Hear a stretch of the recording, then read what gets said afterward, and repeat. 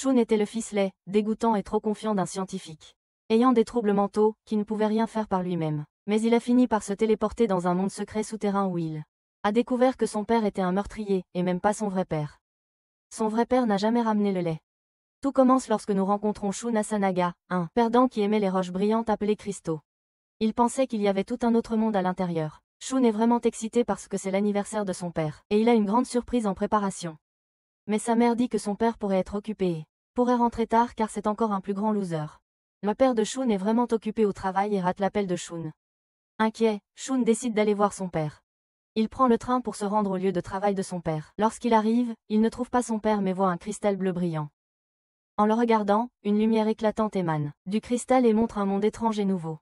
Curieux, Shun tend la main et est aspiré dans le cristal. Dans ce nouveau monde, il y a un homme nommé Imelio qui essaie de tuer son beau-père. Un roi nommé Delzan. Imelio veut se venger de son vrai père qui a été tué par Delzan. Mais le roi est très fort et défait facilement Imelio. Delzan est en colère mais ne tue pas Imelio, il l'envoie juste en prison. Alors qu'Imelio est en prison, une lumière brillante apparaît et Shun arrive à travers elle. Shun n'a aucune idée de ce qui s'est passé et où il se trouve. Imelio est surpris de voir Shun et lui dit de se cacher. Les gardes arrivent et essaient d'attraper Shun, mais un artefact de déplacement, qui est une épée spéciale, apparaît de sa poitrine. Il combat les gardes et libère Imelio. Ils s'enfuient ensemble.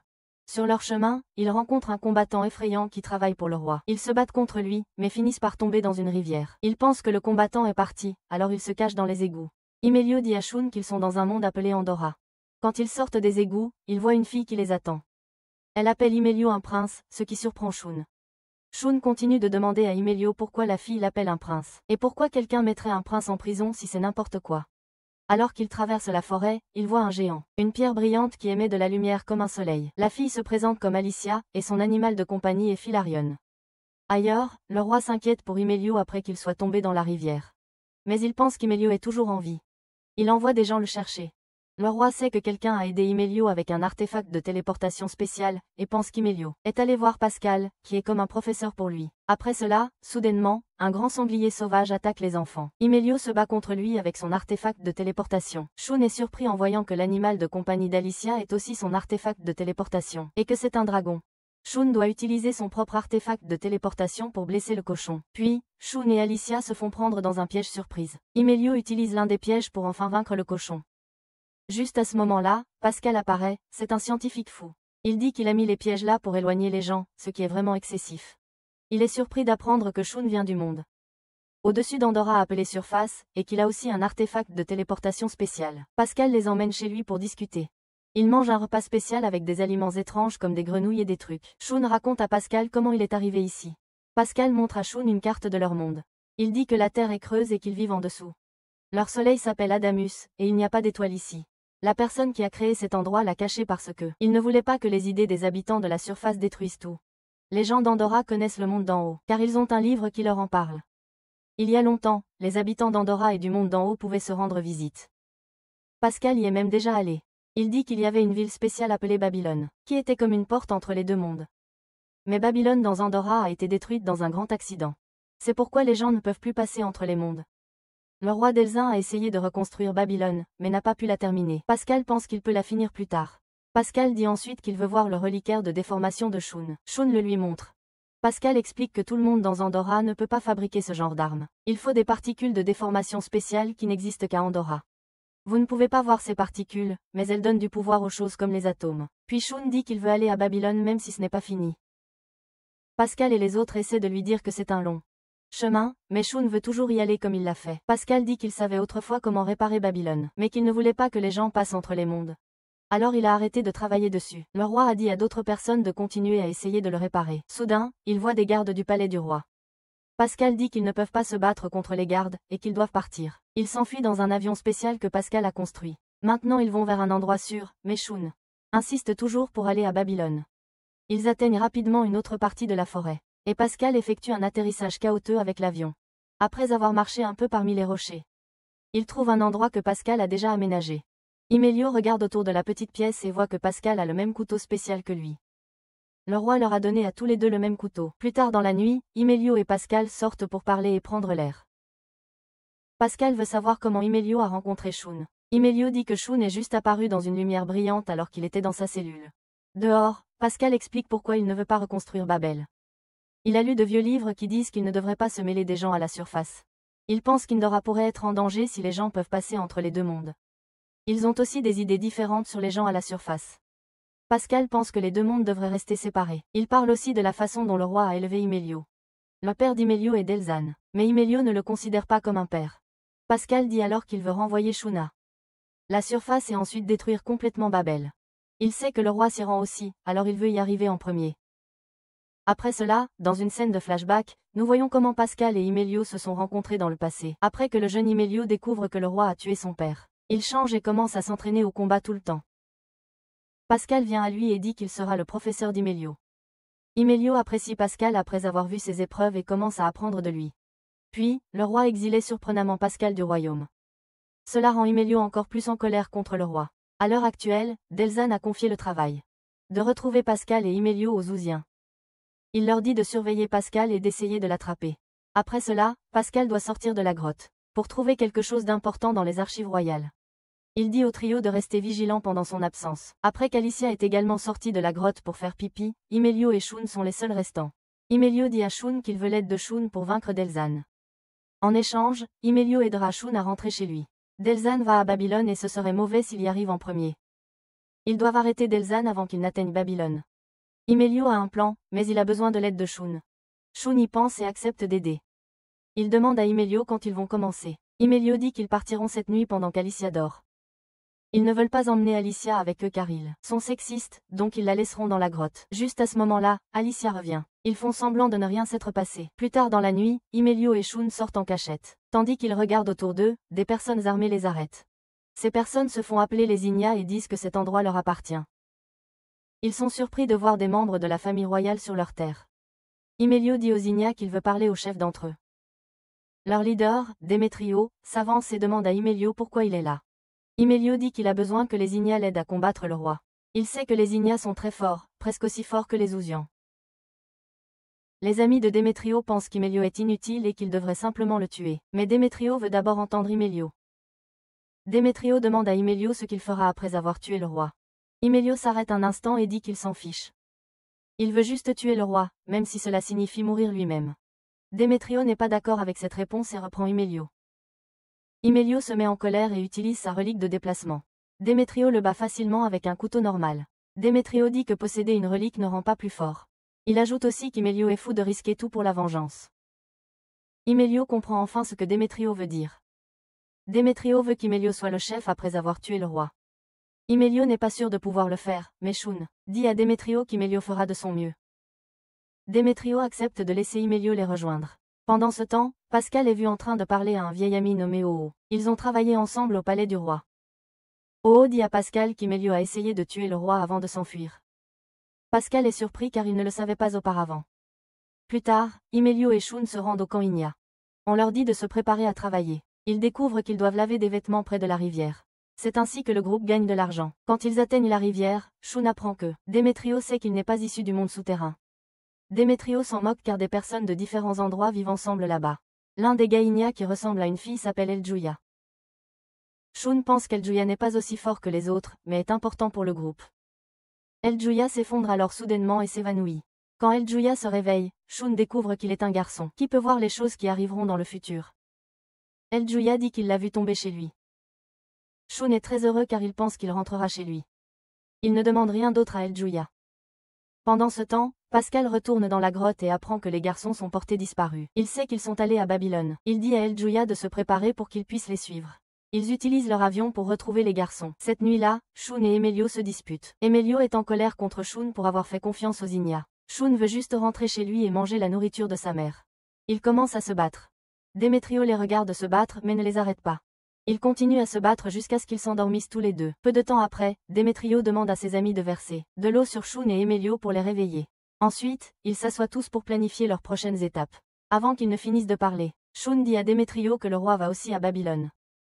Ensuite, Louise demande à Shun et Emelio de venir avec elle pour qu'elle puisse les aider à soigner leurs blessures. Elle les emmène dans une tente et leur dit d'attendre à l'intérieur. C'est difficile pour Shun et Emelio d'être seuls ensemble.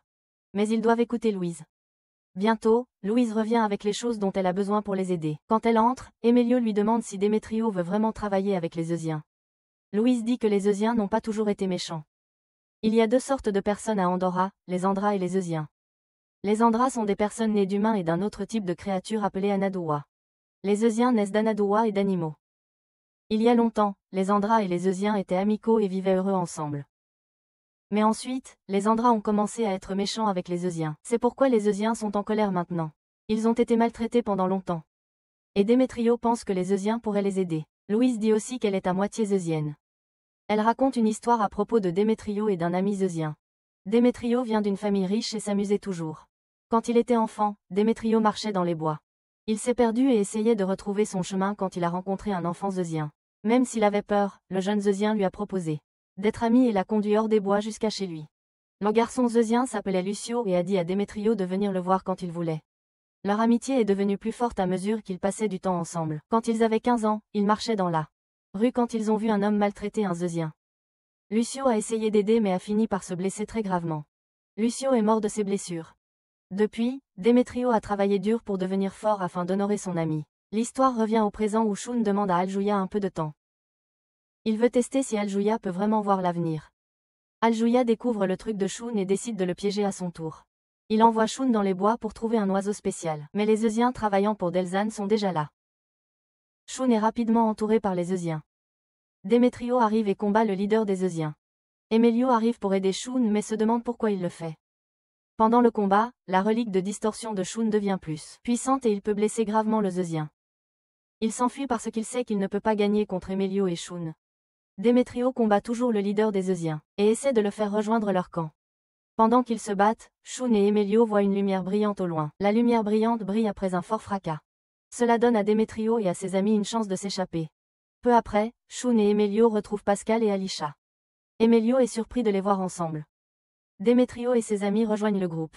Pascal et Démétrio veulent tous les deux savoir qui sont les autres personnes. Démétrio dit qu'ils doivent se dépêcher car leurs ennemis pourraient les rattraper. Lui et ses amis s'en vont. Emelio, Pascal et Shun décident de parler seuls. Pascal est en colère contre Emelio pour avoir travaillé avec les rebelles juste pour blesser son père. Il dit à Emelio de s'assurer que son père a vraiment tué son vrai père avant qu'il ne s'énerve. Pascal veut qu'Emelio découvre la vérité d'abord. Alisha est aussi en colère contre Shun pour avoir laissé Emelio rejoindre les rebelles. Shun essaie de dire des choses positives sur Démétrio et les Ignos. Nous voyons un souvenir d'Alisha et Emelio quand ils étaient jeunes. Alisha aimait rendre visite à Emelio au palais parce qu'elle en avait marre de jouer dehors. Mais Emelio est lentement devenu froid et distant. Maintenant, Démétrio et ses amis sont dans un lieu de réunion. Démétrio veut que Shun et Emelio parlent. Démétrio veut que Shun et Emelio restent avec eux parce qu'ils pensent qu'ils peuvent aider. Plus tard, Shun dit à Démétrio qu'Emelio et Pascal se battent. Et Alisha est vraiment en colère aussi. Démétrio montre à Shun une carte de Babylone. Shun ne se soucie pas du danger.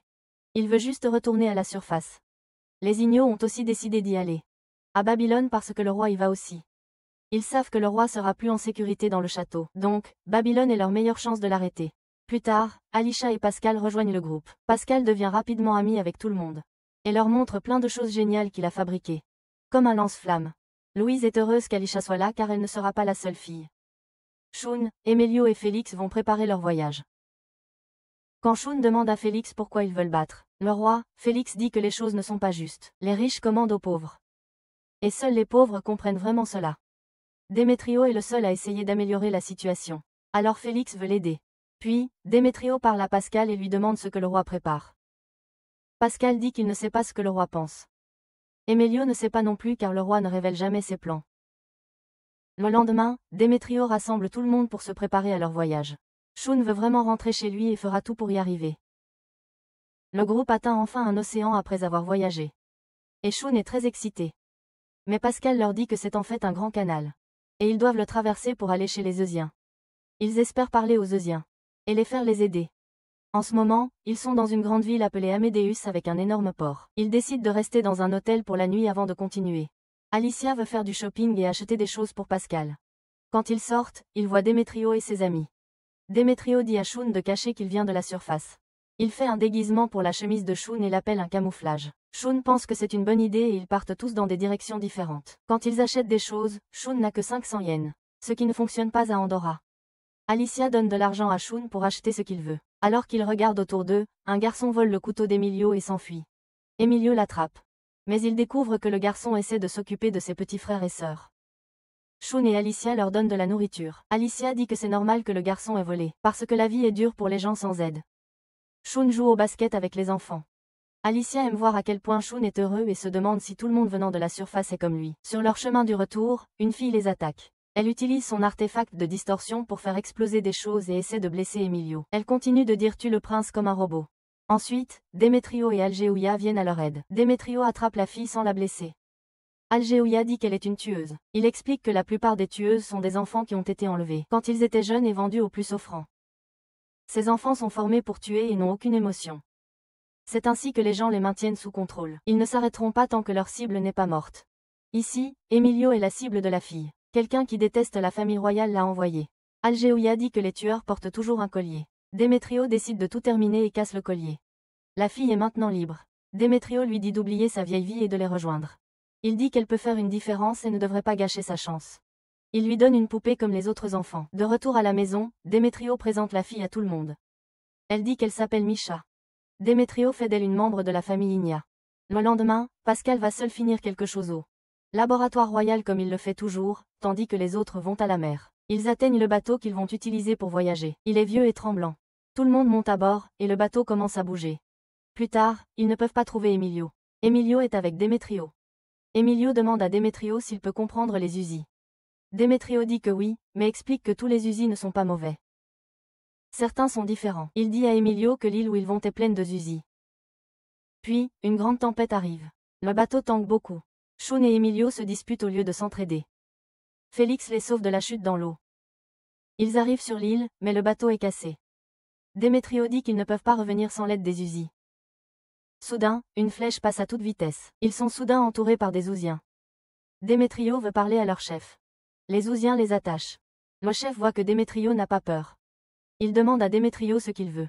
Demetrio dit qu'ils ont besoin des Ouziens pour combattre le roi. Le chef demande ce qu'ils recevront en échange. Demetrio dit qu'ils seront libres et en sécurité. Le chef dit qu'il aidera, mais Demetrio doit mourir. Les amis de Demetrio ne veulent pas qu'il meure, et commencent à se disputer à ce sujet. Mais Demetrio s'en fiche tant que ses amis sont en sécurité. Le chef dit qu'il aidera le groupe de Demetrio si Demetrio meurt. Alors Demetrio dit à ses amis de le laisser le tuer. Ils sont sur le point de tuer Demetrio quand Louise les arrête, disant qu'elle ne peut pas regarder Demetrio mourir. Ensuite, beaucoup des Ignos disent qu'ils vont mourir à la place de Demetrio. Avant qu'ils ne s'en rendent compte, ils font beaucoup de bruit. Le chef est en colère et leur crie de se taire. Il dit à Demetrio de venir avec lui pour parler seul. Le nom du chef est Gradito. Gradito dit enfin qu'il va aider le groupe de Demetrio. Il veut savoir s'ils vont combattre l'armée du roi, mais Demetrio dit non. Demetrio veut juste l'aide du chef pour paraître fort. Il veut que tout se passe bien. Gradito demande si Demetrio veut être le chef après tout cela. Mais Demetrio dit non. Il choisira quelqu'un d'autre pour être le chef. Gradito aime les réponses de Demetrio et lui fait confiance maintenant. Le lendemain, Gradito donne à l'équipage un nouveau bateau et plein de choses dont ils auront besoin. Il leur donne aussi un sifflet spécial à utiliser s'ils ont besoin d'aide. L'équipage navigue vers une autre ville où leur prochain voyage sera en montagne neigeuse. Le lendemain matin, l'équipage commence à gravir la montagne. Mais bientôt, une grosse tempête de neige commence, et ils doivent s'arrêter. L'équipage monte un camp pour se protéger de la tempête. Emilio et Shun sont dans la même tente. Shun demande à Emilio pourquoi il veut empêcher Delzin de devenir roi. Emilio dit que Delzin a tué son vrai père pour devenir roi lui-même. Il demande à Shun ce que Shun ferait. Shun dit qu'il serait aussi en colère, mais il ferait. Oublie de vouloir te venger à cause de sa mère. Shun dit qu'Emilio a Alicia et Pascal qui feraient n'importe quoi pour lui. Emilio reste silencieux et se perd dans ses pensées après que Shun lui parle. Le lendemain, l'équipe continue de marcher sur le chemin enneigé. Il voit de grandes empreintes dans la neige, et Shun se demande ce qui les a faites. Demetrio dit que ce sont des empreintes de dragons. Shun est surpris parce qu'il ne savait pas que des dragons vivaient à Andorra. Puis, le sol sous El Djouya se fissure et il tombe dans une grotte. Demetrio et les autres entrent dans la grotte pour retrouver El Djouya. Falarian les aide à trouver El Djouya car il peut retrouver des personnes en détectant leurs reliques de distorsion. Soudain, il voit un très grand dragon s'approcher d'eux. Demetrio suggère de fuir, et il commence à quitter la grotte. Mais ensuite, un autre dragon effrayant apparaît. Soudain, Falarian se transforme en un énorme dragon pour protéger tout le monde. Alicia, Emilio et Shun voient des choses étranges se produire. On dirait qu'ils rêvent. Falarian se tient devant Alicia et parle, ce qui la surprend vraiment. Falarian dit qu'il est en fait le père d'Alicia. Il lui dit qu'il était autrefois chasseur, mais qu'il a quitté ce métier pour être avec la mère d'Alicia. Mais des bandits l'ont tué, alors il a quitté la maison pour les traquer. Pendant le combat, sa relique de Warp a évolué et l'a aspiré à l'intérieur. Il est piégé depuis tout ce temps.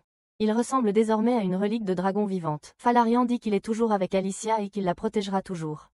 Alicia commence à pleurer. Puis, tout redevient normal. El Jouya explique que les dragons essayaient simplement de protéger leur famille. Ils pensaient que le groupe était composé de mauvaises personnes qui faisaient du mal aux dragons. Le groupe a encore un long chemin à parcourir, alors les dragons généreux proposent de leur faire un tour.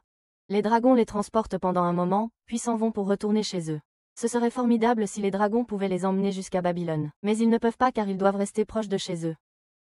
Ils ont aussi peur des chasseurs. En regardant la carte, l'équipage voit qu'ils sont maintenant plus près de Babylone qu'auparavant. Tout à coup, El Jouya s'évanouit et tout le monde a peur. Quand il se réveille, il dit qu'il a vu quelque chose de bizarre pendant qu'il dormait. Il a vu Andorra être détruite. Il leur dit qu'Andorra est dans de gros ennuis. Au palais du roi, un scientifique dit au roi qu'il a presque fini de construire Babel.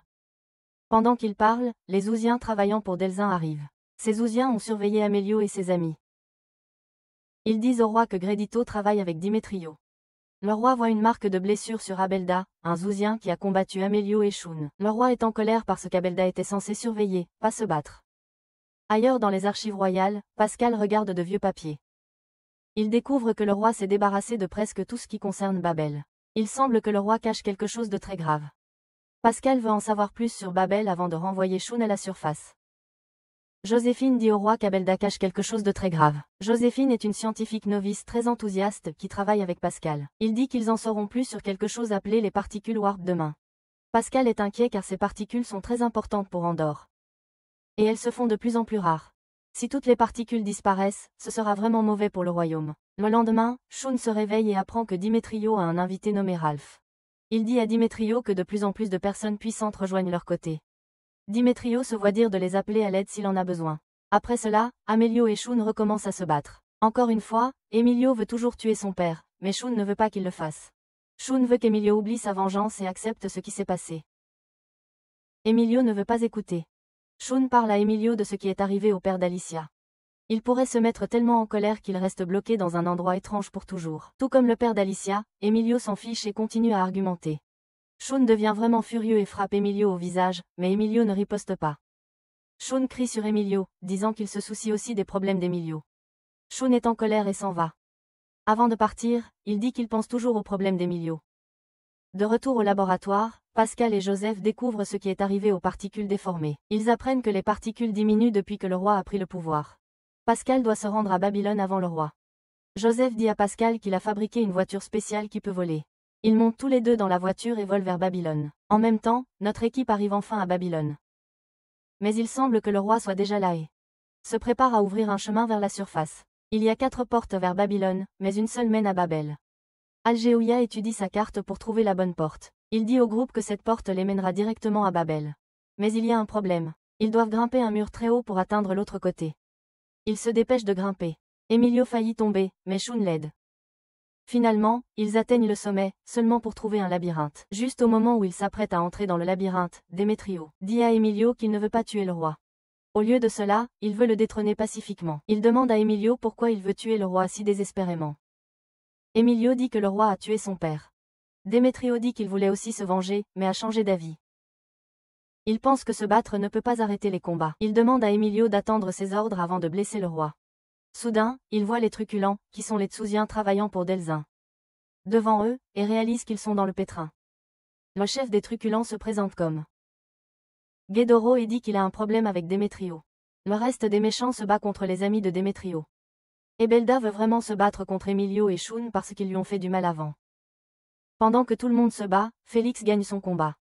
Guédoro perd contre Démétrio, alors il court vite se cacher. Emilio voit cette opportunité et s'enfuit par la porte à bulles. Shun et Alicia essaient de le suivre. El Jouya empêche Ebelda de les poursuivre. Puis, Louis arrête le sort d'El Jouya pour laisser Ebelda partir. El Jouya est surpris et veut savoir pourquoi. Il s'avère que Louis travaille avec le truculent. Elle dit qu'elle a été maltraitée parce que son père est des Ouzians et sa mère est d'Andura. Elle est en colère depuis longtemps.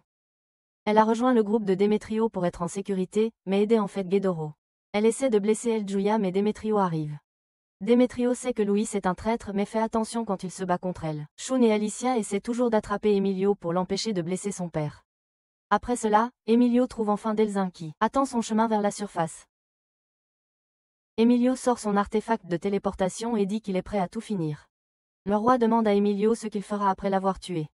Le roi dit qu'Andorra a besoin d'un leader, donc Emilio doit avoir un plan. En même temps, Luis continue de se battre contre Demetrio. Félix et Misha se battent aussi contre Ebelda. Pendant que Luis et Demetrio se battent, El Julia veut aider mais Demetrio l'en empêche. Il veut parler à Luis seul.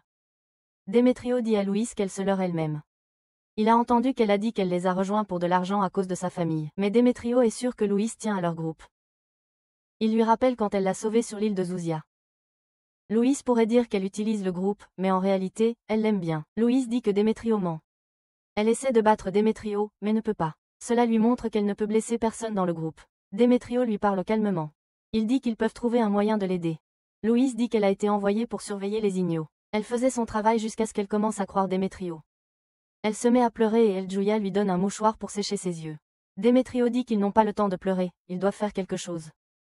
Ebalda se bat encore contre Misha et Félix lorsque Demetrio et les autres arrivent. Ebalda s'enfuit. Mais Demetrio dit de ne pas s'inquiéter car ils savent où il est allé. Demetrio dit aussi à Misha et Félix que Luis accepte maintenant leur présence. Ils discutent et résolvent leurs problèmes.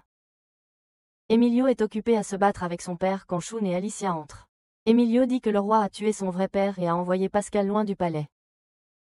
Emilio arrête de se battre quand il entend Shun et Alicia. Il est sur le point de recommencer, mais Shun l'en empêche. Shun dit au roi de dire à Emilio ce qu'il veut savoir. Il dit que le roi peut mettre fin à la colère d'Emilio en disant la vérité. Soudain, Ebalda apparaît et attaque Emilio. Le roi lui dit d'arrêter, mais il n'écoute pas. Le roi sait qu'Ebalda va tuer son fils, alors il doit agir. Il essaie de sauver son fils, mais se fait attaquer par le relique de déformation d'Ebalda. Le roi tombe et Emilio crie. Ebalda profite de l'occasion pour s'échapper. Il dit au revoir aux enfants et se dirige vers la lumière brillante qui le relie à la surface. Emilio et les autres regardent la lumière l'emporter. Shun se retourne et voit Emilio tenant son père. Pascal et Joseph entrent aussi en même temps. Avant de mourir, le roi dit à Emilio qu'il est fier de lui car il est devenu fort. Demetrio et les autres entrent aussi dans la pièce. Tout le monde est silencieux alors que Delzane rend son dernier souffle, et Emilio réalise qu'il n'a pas été complètement dans le vrai tout ce temps. Chacun dans la pièce ressent différemment ce qui vient de se passer. Pascal veut retourner au laboratoire royal, pour noter leurs informations et découvertes. Joseph dit à Pascal qu'ils ont un problème. Ils n'ont pas assez de carburant pour rentrer chez eux. Ils ont utilisé tout le carburant de l'avion pour venir à Babylone, et n'ont pas pensé à avoir besoin de carburant pour le retour. Pascal est inquiet parce qu'il ne comprend pas ce qui se passe, et vraiment veut savoir pourquoi les particules de distorsion ont diminué depuis que Delzane a pris le contrôle. Pascal souhaite avoir pu parler au roi plus tôt pour lui demander ce qui s'est passé.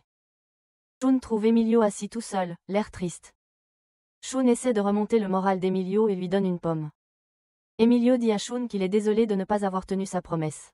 Emilio avait promis de faire tout ce qu'il pouvait pour s'assurer que Shun rentre chez lui sain et sauf. Mais à cause de ce qui est arrivé à Babel, il pourrait ne pas être en mesure de l'utiliser à nouveau. Shun dit à Emilio de ne pas s'en vouloir.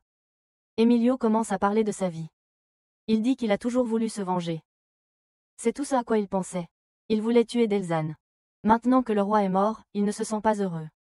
Il se demande s'il ressent ça parce qu'il n'a pas tué Delzane lui-même. En ce moment, il pense qu'il avait tort. Il essaie de se rappeler à quoi ressemblait son vrai père. Mais il ne voit que le visage de Delzane. Cela le fait se demander si c'est vraiment Delzane qui a tué son père. Il n'a aucune preuve, juste des choses qu'il a entendues. Il se sent stupide. Pascal et Alicia lui disent cela. Depuis tout ce temps, mais il était trop grincheux pour écouter. Shun pense qu'Emilio dit des bêtises et des choses blessantes. Emilio a toujours prétendu ne pas aimer Shun ou s'en soucier. Mais en réalité, il l'a toujours aidé quand il était dans le besoin. Même quand Shun lui criait de partir, Emilio ne l'a pas abandonné. Peut-être qu'ils disent ne pas s'aimer, mais ils se soutiennent toujours mutuellement. Emilio veut en savoir plus sur la surface. Shun dit que ce n'est pas très différent d'où ils sont maintenant. Il y a aussi des combats et des guerres là-bas. Emilio est confus quant à pourquoi Delzane voulait y aller si désespérément. Shun dit qu'il y a peut-être un autre moyen d'y aller sans utiliser Babel. Il ne veut pas renoncer à retourner chez lui. Le roi est mort, et les gardes royaux sont de retour en ville. Les choses deviennent folles dans tout le pays. Les Ignas veulent rester à Babylone jusqu'à ce qu'ils aient fini d'examiner Babel. Pascal et Joseph étudient Babel en utilisant les informations qu'ils ont trouvées. Ils pensent que Babel a fonctionné comme prévu, mais ils ne savent pas avec certitude si Abelder est vraiment allé à la surface. Ils ont besoin de preuves de la surface. Peut-être que le chemin vers la surface est bloqué. Pendant ce temps, Emilio parle à Demetrio. Emilio veut savoir ce que feront les Ignas maintenant que le roi est parti. Demetrio dit qu'il y aura des problèmes car les gens se battront pour des terres. Ils doivent d'abord faire la paix. Après avoir parlé à Demetrio, Shun veut s'entraîner avec Emilio. Emilio ne veut pas au début, mais Shun le pousse à se lever. Ils commencent à se battre. Louise les voit. Plus tard, Louise dit aux Zinnia qu'elle veut partir. Elle dit qu'elle est une traîtresse, et ils ne se sentiront jamais en sécurité avec elle. Juste au moment où elle s'apprête à partir, elle reçoit un message disant que les gens de Gradito sur l'île de Zouzian ont des problèmes. Des envahisseurs avec des navires essaient de les réduire en esclavage. Demetrio dit aux Zinnia que leur mission ne fait que commencer. Ils doivent travailler ensemble pour arrêter les combats qui ont lieu partout dans le pays. Emilio et Shun se battent toujours l'un contre l'autre. Aucun des deux ne veut abandonner. Shun veut faire sentir à Emilio qu'il va mieux et qu'il doit arrêter d'être triste. Après plus de combats, Emilio gagne de façon sournoise. Emilio sait que Shun essaie de l'aider à se sentir plus heureux. Shun dit à Emilio qu'il est toujours mélancolique et qu'il doit arrêter de vouloir se venger. Emilio se sent triste car il pense qu'il n'a aucune raison de vivre. Emilio et Shun se rendent alors chez les Zinnia, qui sont occupés à planifier comment aider les habitants de l'île de Zouzian. Emilio leur dit qu'il veut rejoindre officiellement les Zinnia. Il a beaucoup vu lors de son voyage et sait que le monde doit être réparé. Shun dit à Demetrio qu'il veut aussi rejoindre et aider de toutes les manières possibles. Juste à ce moment-là, Pascal entre. Il dit qu'il a fini d'examiner le site des bibelots et peut confirmer que la porte est bloquée depuis la surface.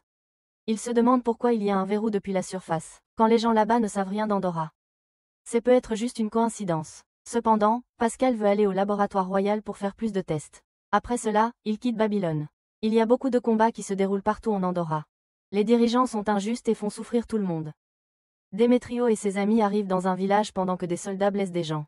Ils combattent les soldats et, après un moment, ils gagnent. Puis, Demetrio et ses amis vont chez le chef du village.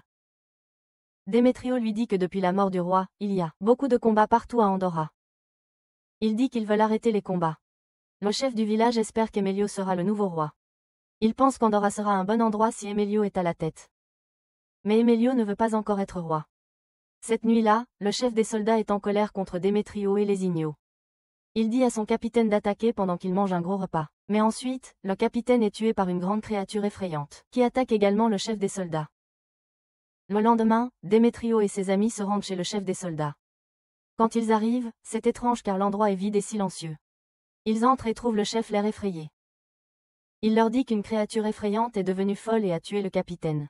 Soudain, la créature réapparaît et tue le chef aussi en le poignardant avec son artefact. Demetrio et ses amis sont surpris de voir que la créature est Evalda. Mais il a l'air très différent. Il est maintenant plus méchant et a plein d'armes cachées. Evalda devient fou lorsqu'il attaque Demetrio et ses amis. Ils sont confus et effrayés alors qu'Evalda se bat contre eux. Evalda est devenu plus fort et les pousse hors de la maison. Il continue à attaquer et manque presque de tuer Demetrio. Heureusement, l'ancien ami d'Evalda, Ghedoro, arrive et le stoppe. Ghedoro est quelqu'un qu'Evalda a essayé de tuer mais n'a pas pu. Ils se battent violemment jusqu'à ce qu'Evalda prenne la fuite. Après cela, Demetrio demande à Ghedoro de les rejoindre. Ghedoro n'a rien d'autre à faire, alors il accepte. Le lendemain, Demetrio et ses amis naviguent enfin vers l'île de Zouzian, qui est toujours sous attaque. Heureusement, les attaquants n'ont pas réussi à débarquer sur l'île car ses défenses sont solides. En chemin, Pascal parle de Babel. Il dit que Babel ne fonctionne que si les deux mondes ouvrent un chemin en même temps. Puisque seul Andorra a ouvert une voie, ils ne peuvent pas aller dans le monde supérieur. Cela explique pourquoi Evalda n'a pas réussi à s'échapper à la surface et est revenu avec une étrange transformation. Pascal dit également que les particules de distorsion, maintenant plus faibles, maintiennent Andorra ensemble. Si cela continue, Andorra se désintégrera et disparaîtra. Personne ne sait pourquoi cela se produit.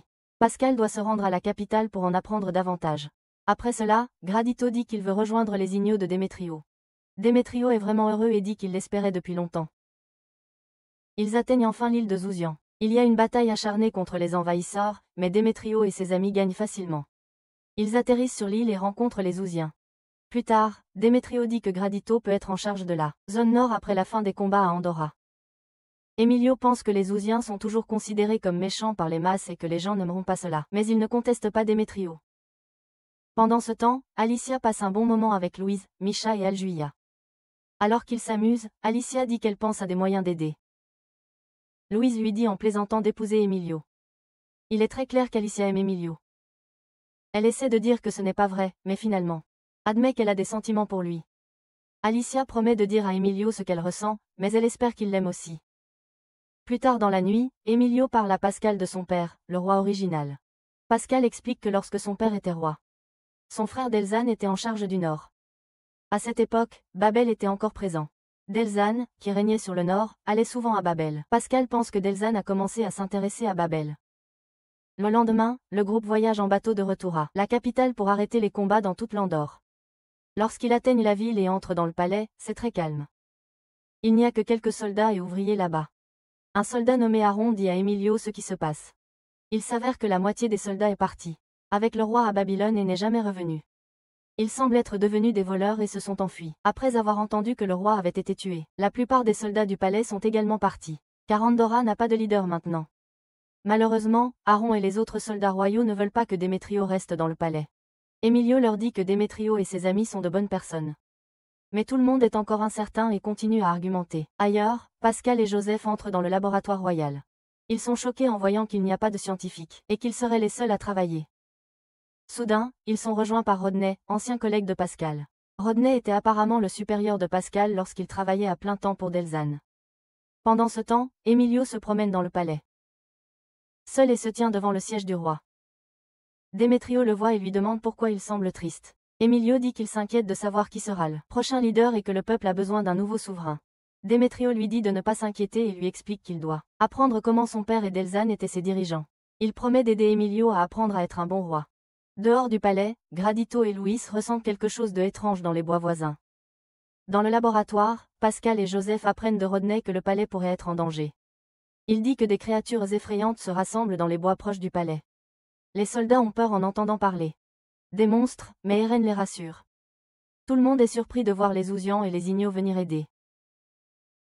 Emilio dit à Eren de ne pas être choqué car ils se battent côte à côte depuis un certain temps maintenant. Eren ne veut pas qu'Emilio rejoigne la bataille, mais Shun dit à Eren de ne pas s'inquiéter car Emilio est en sécurité. Shun sait qu'Emilio peut se débrouiller tout seul. Il réalise alors que les créatures effrayantes sont les mêmes qu'ils ont combattues auparavant avec Ebelda. Il est clair qu'Ebelda est derrière cette attaque.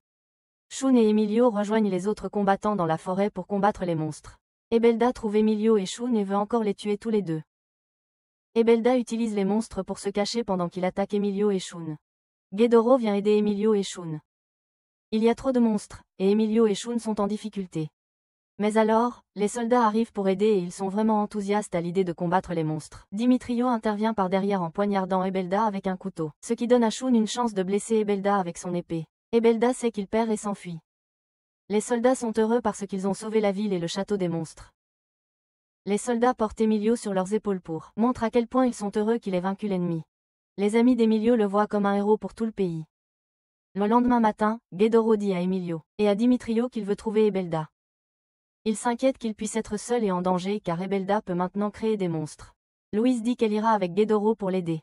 Dimitrio pense que même avec Louise, Ghedoro pourrait encore être en danger.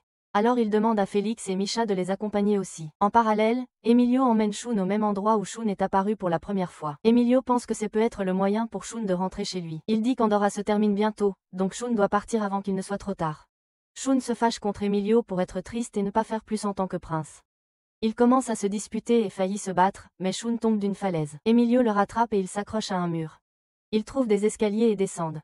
Ils sont surpris de trouver un prisonnier en bas. Le prisonnier, Frama, est un Zouzien et dit que le roi Holzerm l'a mis là. Frama était autrefois le leader des Truculents, un groupe qui protégeait le roi. Mais ensuite, le roi s'est fâché et l'a enfermé. Emilio veut en savoir plus sur le roi. Donc Frama lui dit qu'Holzerm était un bon roi que tout le monde aimait. Mais ensuite, quelque chose l'a changé. Frama leur dit qu'il y a longtemps, ils ont trouvé quelqu'un inconscient, près du château et allaient le laisser là. Mais quand ils ont vu qu'il était encore en vie et originaire de la surface, ils l'ont ramené à l'intérieur pour l'aider à guérir. Le roi aimait beaucoup cet homme qui s'est vite rétabli. L'homme pouvait aller et venir entre le château et la surface et apportait au roi des choses intéressantes. Il disait qu'il était scientifique et c'est pourquoi il pouvait voyager si facilement. Le roi voulait tout savoir de ce que l'homme connaissait du monde extérieur. Bien que Delzin ait dit que c'était une mauvaise idée, le roi a écouté. L'homme parlait de choses incroyables venant de l'extérieur. L'homme a demandé au roi de mélanger les particules déformées du château avec les choses provenant de la surface. Et le roi a dit oui. L'homme a ensuite voulu emporter certaines des particules déformées du château à la surface. Delzin a essayé d'avertir le roi qu'elles étaient importantes pour le château. Mais le roi n'a pas écouté. Frama n'aimait pas ce qui se passait et a argumenté avec l'homme. L'homme a trompé tout le monde en faisant croire que Frama essayait de lui faire du mal. Alors le roi a enfermé Frama dans cet endroit sombre. Frama y est depuis ce temps. Maintenant, Frama entend parler de Shun venant du monde extérieur. Il se fâche et utilise sa relique détraquée pour aller après Shun. La propre relique de Shun se manifeste pour combattre Frama. Quand ils se rencontrent, une lumière brillante remplit l'endroit. Et soudain, Shun et Imelio se retrouvent à la surface. Shun est très heureux d'être de retour en surface et crie de joie. Imelio est vraiment surpris de se retrouver là. Ils vont tous les deux chez Shun. Sa mère ouvre la porte et est stupéfaite de le voir. Elle pleure et le serre fort dans ses bras parce qu'il lui a beaucoup manqué. Shun parle de Imelio à sa mère. Il dit qu'il existe un tout autre monde sous terre où vit Imelio. Shun sait que sa mère pourrait ne pas croire que c'est vrai, mais il veut quand même le dire. Il dit qu'Imelio est la preuve. Ils entrent pour discuter. Sa mère lui dit qu'elle le croit. Il existe des histoires sur des chemins secrets pour aller sous terre dans le monde entier. Certaines personnes ne pensent pas que c'est réel, mais les parents de Shun le croient. Son père étudie beaucoup le souterrain. C'est pourquoi il est toujours au travail et ne rentre pas souvent à la maison. Shun dit qu'il ira voir son père demain pour le surprendre. Le lendemain, Shun et Imelio se rendent au lieu de travail du père de Shun. Peu de temps après, les deux amis arrivent au bâtiment Asanaga. Le père de Shun est heureux de le voir et dit qu'il est content que Shun soit en sécurité. Shun présente ensuite Imelio à son père. Le père de Shun dit à Shun qu'un cristal spécial que sa mère a trouvé il y a longtemps l'a amené à Andorre. Ce cristal peut déplacer les gens entre les deux mondes. Le père de Shun dit qu'il va étudier le cristal davantage. Mais Imelio se sent étrange autour du père de Shun. Il a un mauvais pressentiment à son sujet alors qu'ils partent. Imelio se souvient de quelque chose de son enfance. Il a vu Delzin dire à son père de ne pas faire confiance au père de Shun, Asanaga. Imelio dit à Shun ce dont il se souvient. Puis il court vers le bâtiment avec Shun qui le suit. Imelio arrive à nouveau au bureau d'Asanaga et dit qu'il se souvient de tout. Shun est confus. Imelio dit qu'Asanaga a enlevé le fils de Delzin et qu'Ulzeram essayait de l'aider. Mais avant qu'Imelio puisse finir, Asanaga le tire. Asanaga dit à Shun de ne pas bouger et révèle qu'il n'est pas le vrai père de Shun. Il se trouve que la balle n'a touché qu'Imelio et ne l'a pas blessé beaucoup. Imelio apprend qu'Asanaga a tué Ulzeram. Asanaga dit qu'il a utilisé le même revolver pour tirer sur Ulzeram par le passé. Imelio est très en colère et veut faire du mal à Asanaga. Mais s'arrête car Asanaga est le père de Shun. Asanaga dit à Shun de venir avec lui. Il dit qu'il peut ne pas être le vrai père de Shun, mais il l'a élevé. Shun est trop surpris pour dire quoi que ce soit. Imelio lui jette un couteau pour le distraire puis emmène Shun. Nous voyons un souvenir du moment où Asanaga est arrivé à Andorra pour la première fois. Delzin l'a emmené voir son frère. Asanaga a parlé à Ulzeram et Delzin d'un cristal spécial, qu'il avait trouvé avant d'être attiré par une lumière brillante. Asanaga est retourné pour parler à sa femme du pouvoir du cristal. Elle était enceinte. Malheureusement, leur bébé est mort, ce qui a rendu Asanaga très triste. Asanaga est retourné à Andorra et a raconté cela au roi. Il était intéressé par les particules déformées. Tandis qu'il discutait avec Delzin et le roi, jeune Imelio est entré. Le roi a dit à Asanaga que le fils de son frère était malade, et lui a demandé s'il pouvait trouver un remède en surface. Asanaga a suggéré de reconstruire Bobble pour qu'ils puissent tous aller en surface, et il pourrait facilement aider le fils de Delzin. Cela leur permettrait aussi d'apporter beaucoup d'autres choses utiles depuis la surface à Andorra. Delzin ne voulait sauver que son fils malade. Mais il ne voulait pas ramener l'ancienne porte et Bobble. Il disait que les anciennes histoires leur conseillaient de ne pas l'ouvrir. Mais Ulzeram voulait toujours l'ouvrir. Delzin rentra chez lui, très triste de voir son fils malade. Il accepta de laisser Asanaga emmener son fils à la surface pour le soigner. Après cela, le roi donna à Asanaga tout ce dont il avait besoin pour reconstruire Bobble. Quand Asanaga eut fini de le construire, il tua Ulzeram de sang-froid, et dit à Delzin qu'il quittait Andorra pour toujours.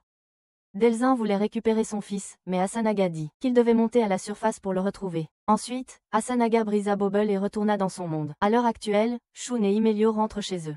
La mère de Shun leur ouvre la porte. Ils lui racontent tout ce qu'ils ont découvert. La mère de Shun dit que tout ce qu'Asanaga a dit était vrai. Elle raconte à Shun le jour où Asanaga l'a ramené chez eux malade. Ils ont pris soin de lui jusqu'à ce qu'il aille mieux et il a apporté du bonheur dans leur foyer. Elle se sent désolée de ne pas avoir laissé Asanaga ramener Shun d'où il venait. Ensuite, la mère de Shun lui donne un blason qu'il tenait quand Asanaga l'a ramené. Imelio dit que c'est un blason très important, uniquement détenu par la famille royale. Cela signifie que Shun est lié à Ulzeram et que son vrai père est en fait Delzin. Cette nuit, Shun devient triste parce qu'il ne peut pas se convaincre que son père est vraiment un meurtrier. À Andorra, Demetrio et ses amis sont informés par un garde qu'Imelio et Shun sont allés au donjon et n'ont pas été revus depuis.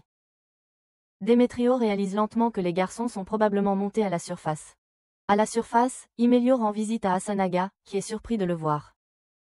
Imelio veut parler de Shun. Asanaga ordonne à ses gardes d'emmener Imelio dans son bureau.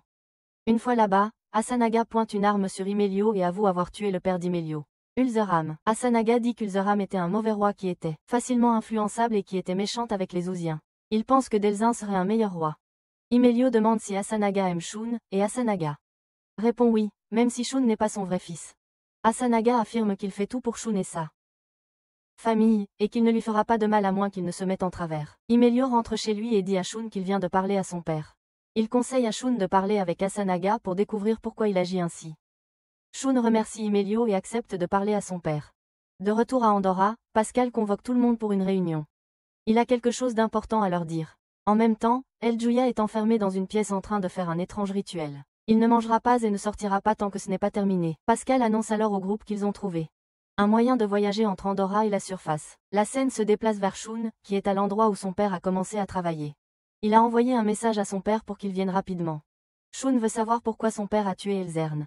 Asanaga arrive bientôt et sort alors une pierre brillante de son corps. Il dit que la pierre lui permet de voyager entre ce monde et Andorra. La pierre s'appelle Perrin Blue.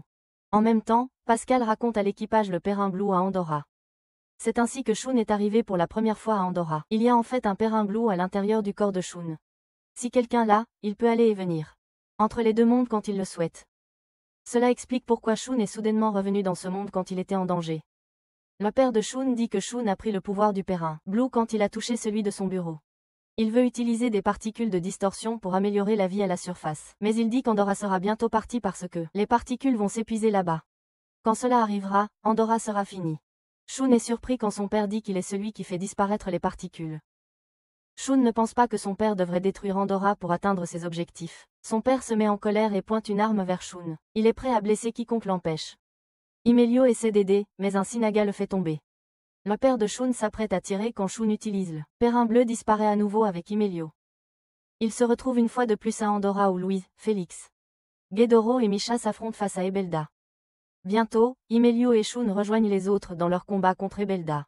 Ebelda est sur le point d'assassiner Ghedoro, mais Imelio et Shun l'arrêtent en lui coupant le bras. Ebelda mute alors et se transforme en un énorme monstre effrayant fait de goudron.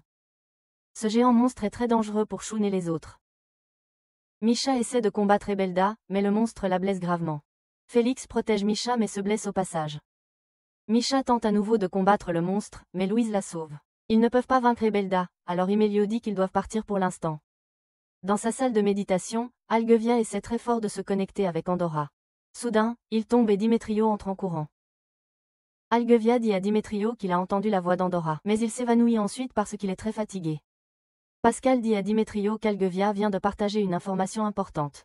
Algevia a dit que des particules déformées se rassemblent en un seul endroit. Cela signifie qu'il y a une machine qui prend ces particules et elle est au milieu de l'océan.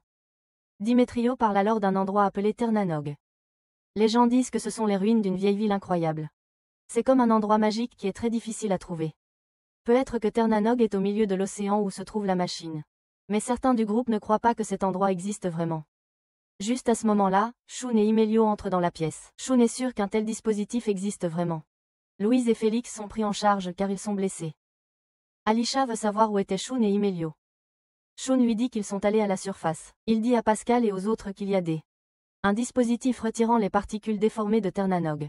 Il veut qu'il le cherche pour être sûr. Puis, Shun dit quelque chose de surprenant. Son père Asenaga est celui qui transporte les particules déformées. Tout le monde est stupéfait. Et ils ne peuvent pas non plus croire que Delzin est le vrai père de Shun. Peu après, Shun, Imelio et Pascal se préparent à aller à Ternanog. Alisha demande à Falarian de devenir grand pour qu'il puisse les y emmener. Alors qu'il s'apprête à partir, il voit Ibelda s'approcher du château. Il est même plus grand qu'avant. Lorsque Falarian survole Ibelda, Ibelda attrape Falarian avec ses longs bras. Pascal tombe sur le monstre. Pascal dit à Shun et Imelio de continuer sans lui.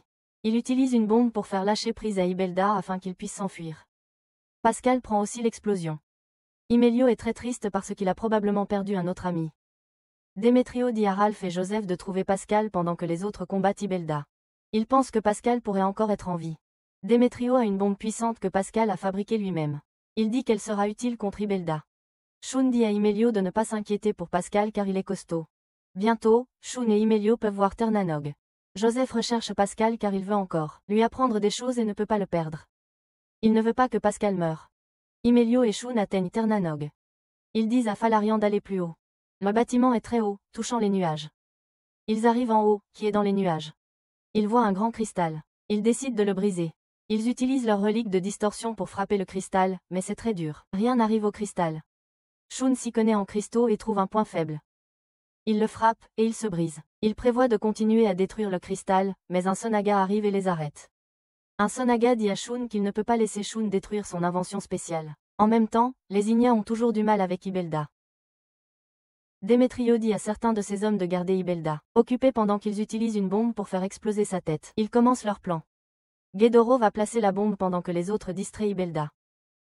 Démétrio et les autres parviennent à distraire Ibelda, pour que Ghidorah puisse s'en approcher vraiment. Il frappe la tête d'Ibelda avec son épée et s'apprête à lancer la bombe. Mais Ibelda l'avale tout entier. Il essaie de se battre à l'intérieur d'Ibelda mais utilise rapidement la bombe, se tuant et faisant exploser la tête d'Ibelda. Le monstre disparaît immédiatement.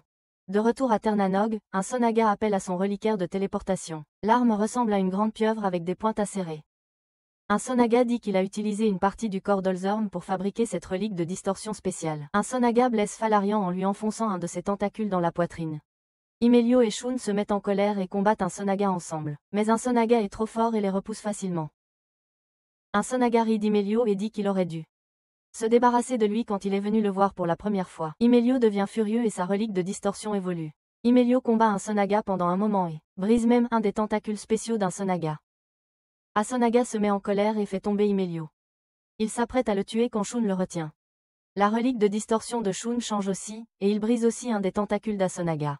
Asonaga n'en a plus que 3. De retour dans les bois, Joseph et Ralph trouvent enfin Pascal, qui est en vie mais coincé. Un parachute l'empêche de tomber. En revenant à Imelio et Shun, un Sonaga les a tous deux fait tomber. Il s'approche de Shun et essaie de lui parler gentiment.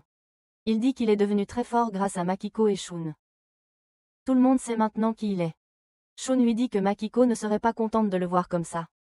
Un Sonaga devient fou encore une fois et attrape Shun avec 2 de ses tentacules. Il veut tuer Shun avec le dernier, mais il ne peut pas. Car il se souvient de tous les bons moments qu'ils ont eus.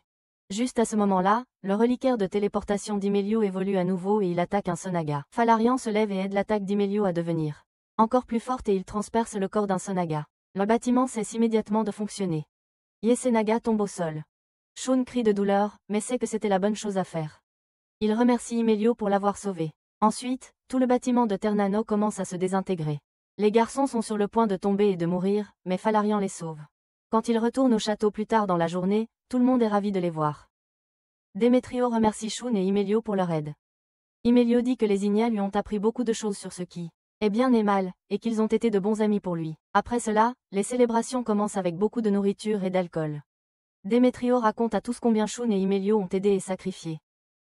Après cela, Démétrio annonce que Ralph et Gradito vont travailler ensemble pour contrôler et surveiller toute la région nord. Démétrio donne des tâches à tout le monde. Imelio et Shun s'occuperont des terres du sud, avec Démétrio lui-même à leur tête. Shun sort sur la terrasse pour prendre l'air, alors Imelio le suit.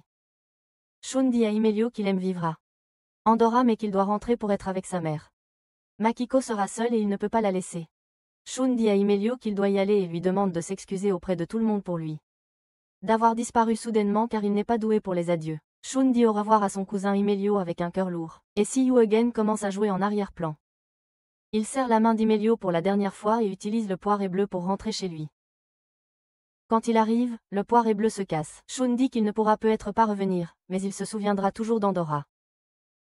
Merci de regarder les gars, et n'oubliez pas de vous abonner pour plus de résumés d'animes de haute qualité. Et à la prochaine les gars, prenez soin de vous.